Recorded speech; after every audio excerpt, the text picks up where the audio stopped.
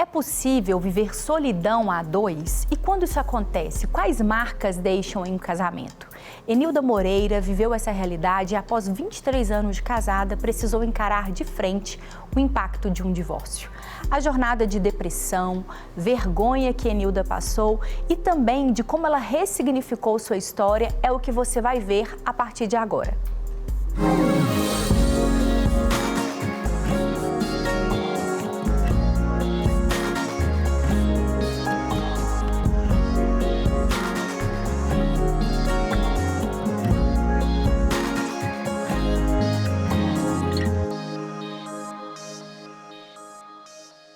Você é um bom motivo para viver, para perseverar, para avançar, para acreditar e para começar outra vez. É por isso que eu te dou boas-vindas à nossa conversa de hoje aqui no nosso programa. Seja bem-vindo, bem-vinda. E são bem-vindos também meus parceiros e amigos, Dr. Lucas Farnese, seja bem-vindo. Obrigado, Thalita, obrigado pelo convite. Eu que agradeço. Também agradeço ao Gui Fenelon. É uma honra receber aqui você aqui mais uma vez no nosso programa. Obrigado pelo convite, Thalita. Seja bem-vindo. E você aí, vamos começar hoje como sempre nós começamos, com a nossa convidada do dia, compartilhando um pouco da sua história. Vivemos juntos, durante 23 anos. Mas sempre foi um casamento ruim, de altos e baixos, de muitas brigas, de muito silêncio. Às vezes a gente passava 20 dias sem se conversar dentro de casa.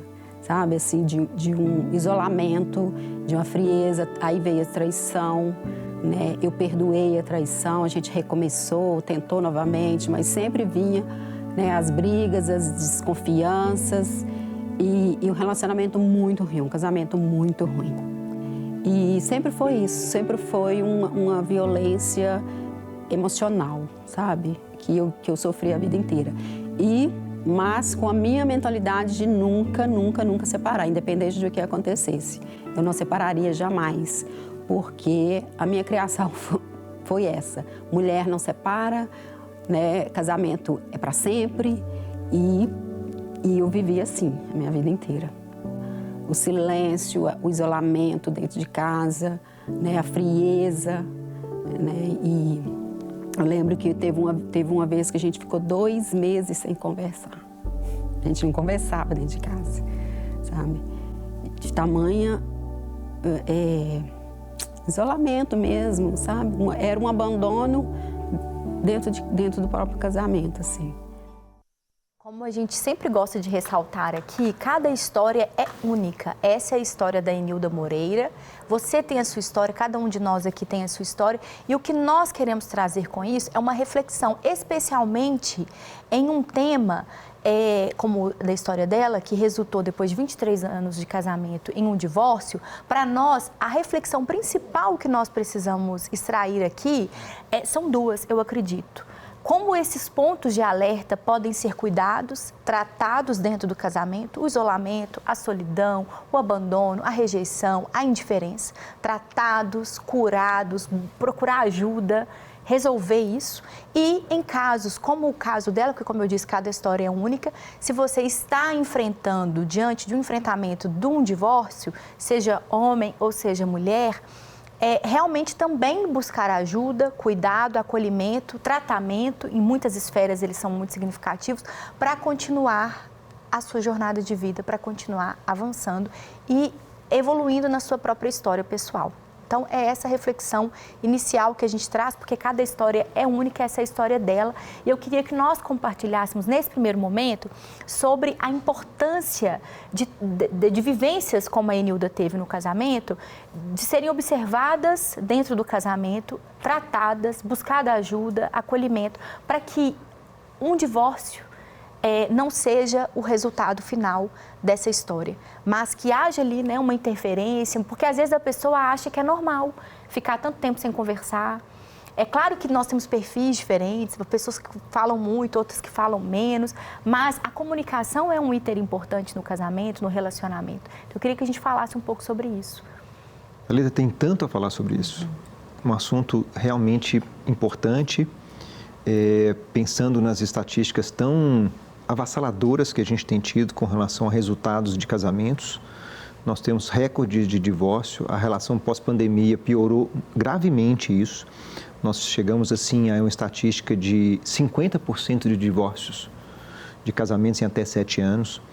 Então, são dados muito difíceis da gente lidar e que revelam muitas coisas. Dá para a gente poder pensar muitas coisas com relação a isso, mas vamos tentar pegar umas mais importantes. Quando você ouve essa dificuldade de comunicação, muitas pessoas acabam levando para dentro do relacionamento, do casamento, estruturas que foram muito pouco cuidadas ou mal cuidadas na vida pregressa. Então, muitas temáticas que eu deveria ou poderia ter cuidado, que eu já via manifestações e que eu acabo não cuidando, eu levo isso para dentro do meu relacionamento. Existe uma ilusão, e a palavra correta é ilusão, de que o casamento melhora as coisas. E isto é uma inverdade.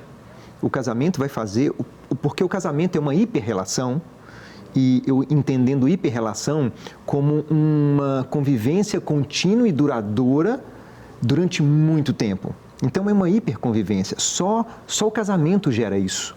O casamento é a única relação que vai gerar questões muito específicas para serem cuidadas, que só vão acontecer dentro do casamento, dentro dessa modalidade de relacionamento. Então, se eu, por um acaso, já levei para dentro desse relacionamento coisas que eu não cuidei de forma pregressa, ele vai se multiplicar dentro do casamento e não vai aliviar, como às vezes eu acredito ingenuamente que poderia acontecer. Elas vão muitas vezes piorar. Então, o motivo mais importante que a gente percebe quando as pessoas trazem uma demanda terapêutica é comunicação. Essa coisa de como que eu lido com o outro, com as questões que estão acontecendo no relacionamento. A gente costuma dizer assim com as pessoas, para ficar muito fácil de entender, que às vezes a nossa atualização de mudança, que ela é uma condição evidente, eu posso saber não como, mas que eu vou mudar, isso é claro.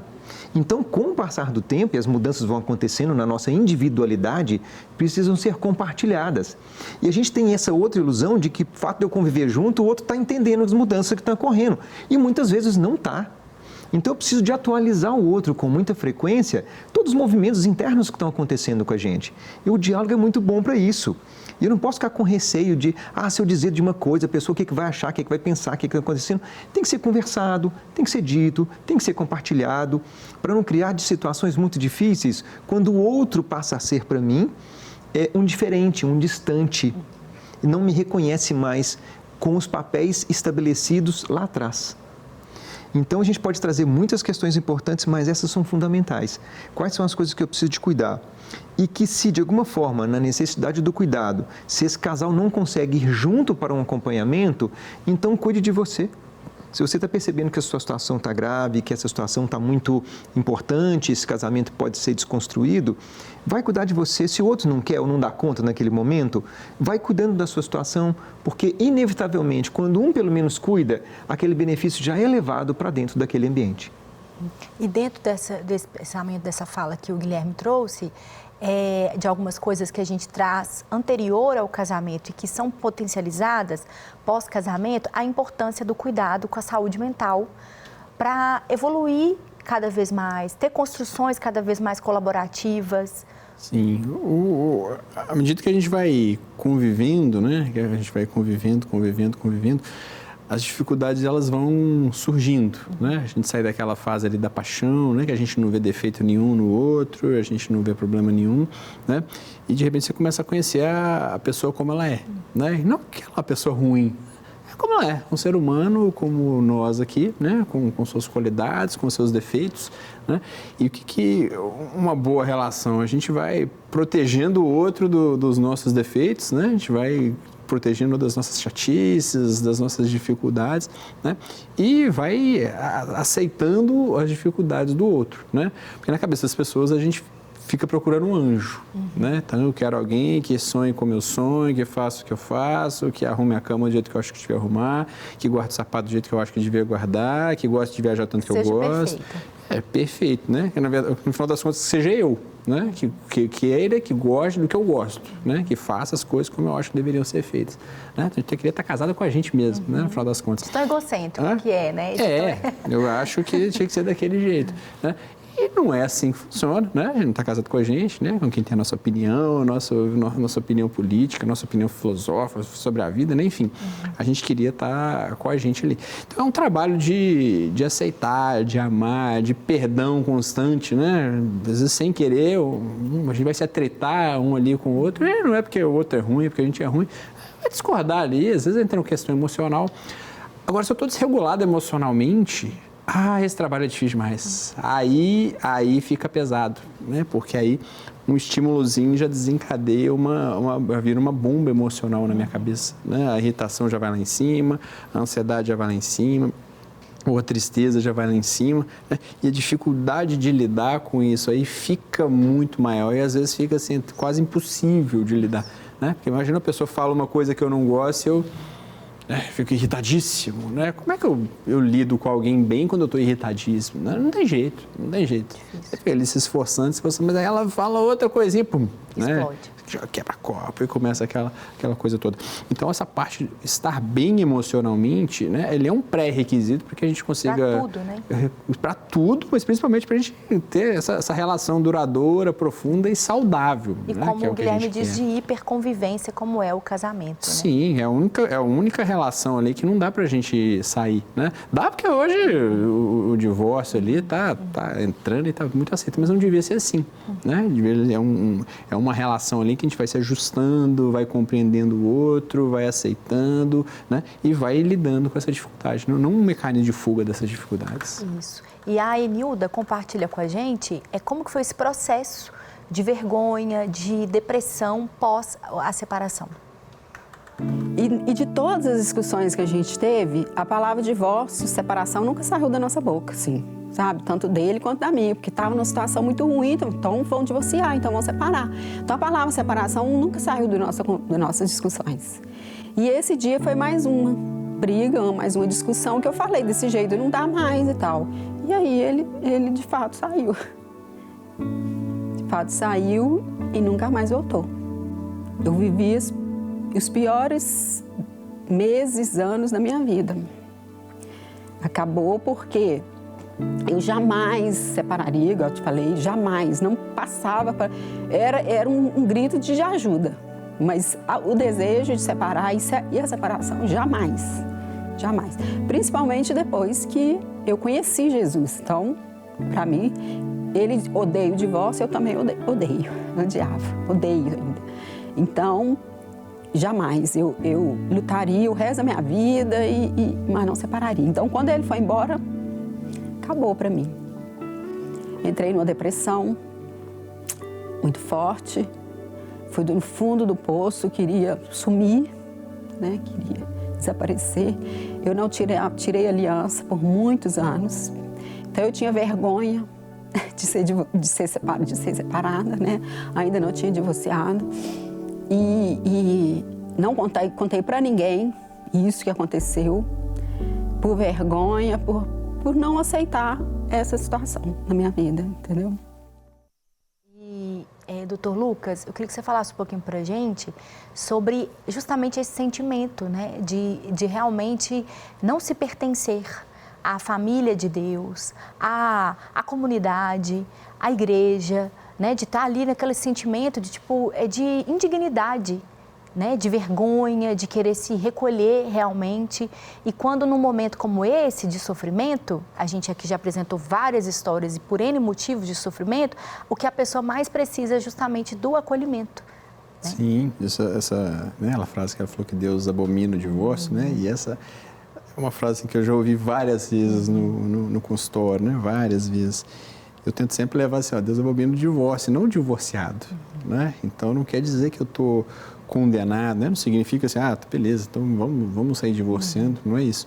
Né? Mas significa que eu divorciei, eu estou condenado, né? Eu estou condenado, agora minha vida acabou, porque eu já aquilo que Deus uniu não separe o homem, eu separei, então estou indo contra... Então, as pessoas começam a formular raciocínios, né, que vão perpetuando sofrimentos, que vão perpetuando a dificuldade de lidar com a situação, né, que já tem a sua dificuldade, né, mas ela ainda fica criando raciocínios, né? Pegando a palavra de Deus com uma palavra de amor e de esperança, usando como uma palavra de condenação, né? E de maldição, né? Agora eu estou amaldiçoado, né? A gente sabe que não é assim que funciona, né? A gente sabe que não é assim que a coisa evolui, né? E quantas vezes eu já vi esse tipo de sofrimento no consultório, mas quantas e quantas vezes? E Guilherme, algumas pessoas têm uma característica de ter maior dificuldade, predisposição a não se perdoar, a não perdoar o outro, a não se aceitar, a não achar que é digno de viver em comunidade e a também não receber dessa graça de Deus, né, que está sobre nós também? Sim, sim. Pessoas que têm características de um psiquismo um pouco mais centrado, um pouco mais fechado, vão ter o desempenho dessas características. É muito interessante a gente lembrar que dentro de uma relação eu preciso de desenvolver alguns aspectos de uma autonomia. Autonomia no sentido de eu aprender a lidar comigo mesmo e que minha vida precisa ser boa primeiro para mim, primeiro para a gente mesmo. Então eu tenho que ajudar e colaborar para que as coisas funcionem bem para a gente tem que aprender a cuidar da gente bem, a gente precisa de ter autonomia com relação aos nossos, principalmente nesse ambiente de cuidar de mim, das minhas atividades, das minhas rotinas. E aí, quando essa pessoa encontra com uma outra e esse encontro favorece que essas duas pessoas que dão conta de se cuidar se encontram, isso fica muito ampliado, isso fica potencializado. E acontece sim, muitas pessoas elas têm dificuldade disso e aí a gente percebe o desenvolvimento das dependências emocionais, onde a vida do outro fica tão importante porque aí a minha se anula em detrimento à vida do outro. E aí essas coisas são muito complicadas porque em algum momento isso vai ficar tão grave, tão importante, que isso acaba ocasionando não só adoecimento, mas as pessoas criam ambientes insustentáveis para esse relacionamento acontecer. E agora nós vamos ouvir, para encerrar o nosso programa, a mensagem final que a Enilda traz para a gente sobre a importância realmente, né, desse cuidado que é importante para todos nós e de reconhecer-se filha amada de Deus. Comecei a buscar ajuda, tanto na minha saúde, que eu estava precisando de ajuda, e foi muito importante a terapia que eu fiz, né? A psicóloga que me atendeu foi assim, fundamental, né? E principalmente a minha fé. Se não fosse a minha fé, assim, de que eu sou filha amada de Deus e Ele não vai, né? Ele tem um plano para mim. E outra, eu sempre ouvia e ouço até hoje que uma ferida, né, fechada é um ministério aberto. E eu busquei ajudar outras pessoas em relação a isso.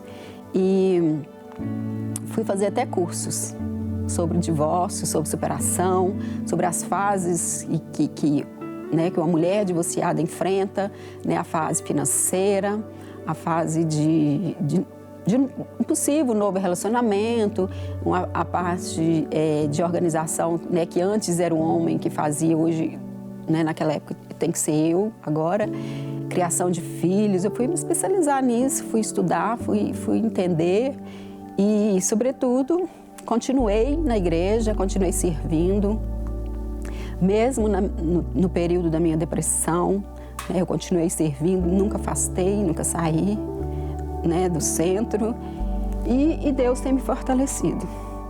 Eu conheci uma nova pessoa, estou me relacionando e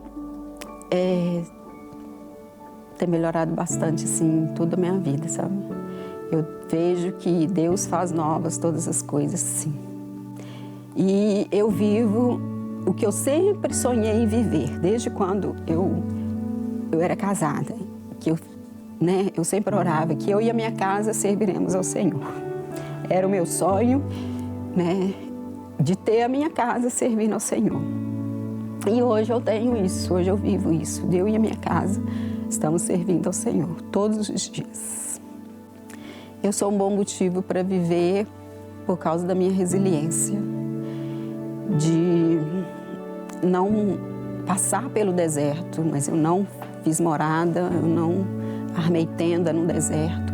Eu sou um motivo para viver por causa disso, porque eu passei pelo deserto, mas eu saí dele e eu creio que Deus tem grandes coisas para mim. Que bom que você saiu dele, Enilda, porque de fato Deus tem coisas grandes e muito maiores, porque há mais adiante do que ficou para trás. Que Deus continue te abençoando. Obrigada por ter compartilhado a sua história com a gente. E, Guilherme, para a gente poder falar um pouquinho nesse tempo final, nesses minutos finais do programa, você entrou nessa questão do autocuidado e o doutor Lucas já tinha falado um pouco antes sobre isso, porque junto ali duas realidades em um casamento, né?